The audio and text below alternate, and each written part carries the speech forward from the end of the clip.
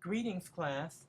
What I wanted to do is to give you a short introduction to torts, and I'll actually do a couple of them.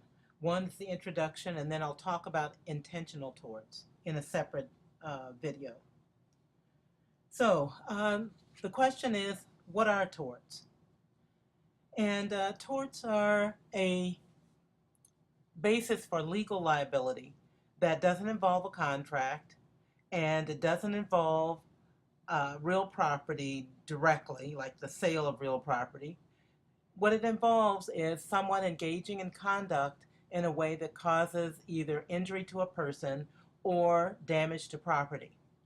And there are several policy reasons for there being tort law. You can kind of read through those in the book and figure out what those, or read what those policy reasons are. But the whole idea is that if you act in a way that doesn't fit society's standards enough, sometimes there's legal liability. Not always. Say if you have bad manners, even though that doesn't maybe fit the standards for society, you don't have liability for bad manners. But for certain types of conduct that isn't part of a contract, that obviously isn't criminal law because it's tort law involves the victim filing suit, then there can be liability for conduct. There are several different categories of torts that we talk about in the law.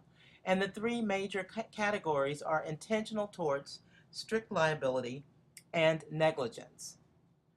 Each of these have different characteristics and different behavior. Of the three, strict liability is imposed when you're least culpable. In other words, you can be liable and have to pay damages under strict liability, even though you may not have done anything wrong per se, but it's just that what the law does is to make an economic analysis. That's what the policy is, that certain types of conduct, even though it's likely to cause harm, we're going to allow people to engage in that conduct, but if they do and someone gets hurt, then there's liability even if the person who's acting is very careful in how they act. And I guess the quickest example of that, or the example you might have heard of the most, is if you've ever been to Vegas, Las Vegas, they're constantly blowing up buildings to tear them down to build even bigger new casinos. Okay, so the conduct that I want to identify there is the conduct of blasting a building. And maybe you've seen that where they take a video of where the blasting charges are placed just right so that the building implodes, right? So it all falls in. Well, strict liability applies to that conduct of exploding the building in that context. And that is, even if they're really, really careful in how they place the charges, if anyone gets hurt, then they're going to be liable because that's such a hazardous, such a dangerous activity. It has value for us, and certainly the casinos in Vegas, it has value, but not, so we allow it to happen, but it's not without liability, even if they're as careful as they can be. Even if they say, well, look, I didn't do anything wrong. They could be right. They didn't do anything wrong. But the fact that they engaged in the activity, which is very hazardous activity, abnormally dangerous activity, the fact that they engaged in it means that they would be responsible for any injuries that occur as a result. Okay, the other two categories are intentional torts and negligence. And I'm going to do a short video about intentional torts, and then I linked to a video on negligence for the BA 18 class.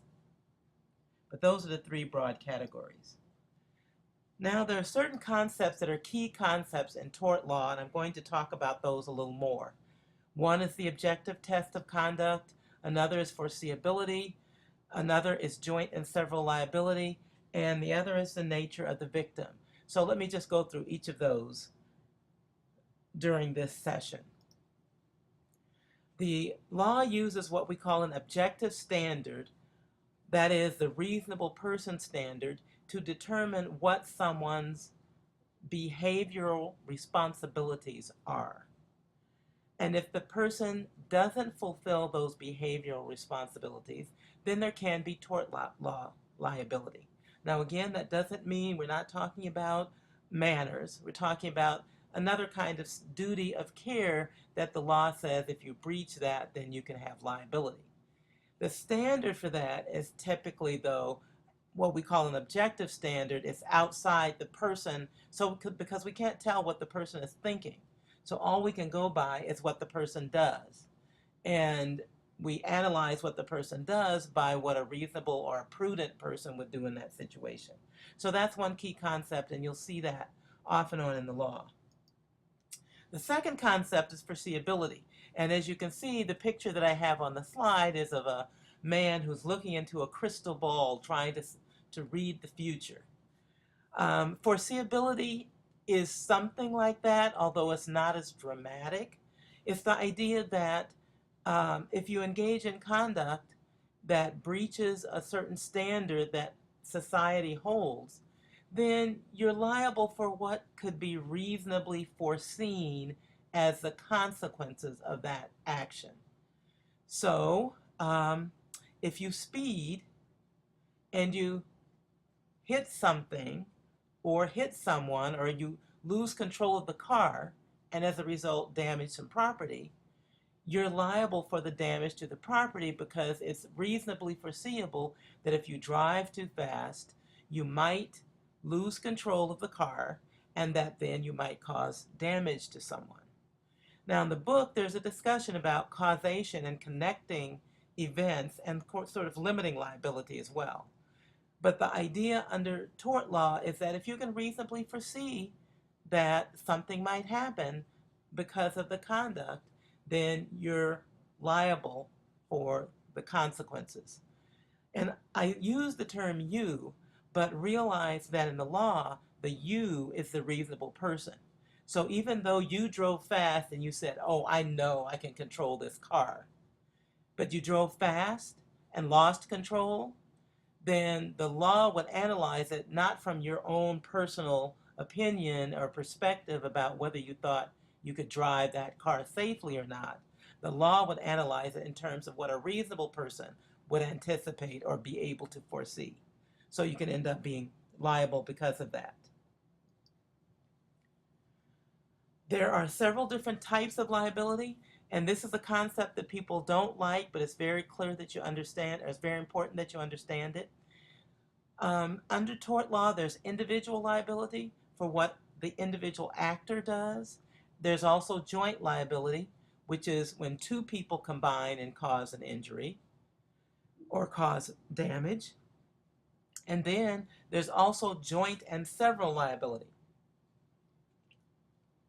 In the law, under tort law, there is joint and several liability. So what that means is either the individual could be held liable, or the people combined could be held liable, or the victim could choose who to go after and could get everything from one of the joint actors. So either the individual could be held liable, or the group could be held liable, or, let me go back to that, or any one of these individuals who are part of the joint could be held liable. And that is an important concept to understand. That's where the deep pockets idea comes from. You know how you hear people saying, well, they just went after them because of deep pockets. And that's because if anyone with deep pockets is part of the group that helped contribute to the injury, then that deep pockets person or entity could be held liable for everything, and the deep pockets entity's only recourse would be to go after the other joint actor. But if the other joint actor didn't have any money, then there's no recovery. And then the last concept that I wanted to talk about in this intro to tort law is the nature of the victim. And you see on the slide, I have a butterfly. very delicate butterfly who apparently is not alive anymore. And the reason I have that there is because if you commit a tort, if you breach the duty of care, and it happens that your victim is weak or frail and suffers more injury than, say, a normal person would. So, taking the example again of you drove your car too fast and you um, hit someone, or let's say you hit their car. Because that person had a weak heart, that person had a heart attack and had to be treated in a hospital, even though you didn't hit that person, but you hit their car, then you'd be liable for their injuries because you're liable regardless of the nature of the victim. So even though the victim may have had more injuries than, say, an ordinary person or a healthier person would have had in that situation, you have to pay for their damages. So that's all I wanted to talk about in terms of the introduction to torts. I hope that helps you as you're reading through the chapter and going through the PowerPoint slides. And I'll see you later.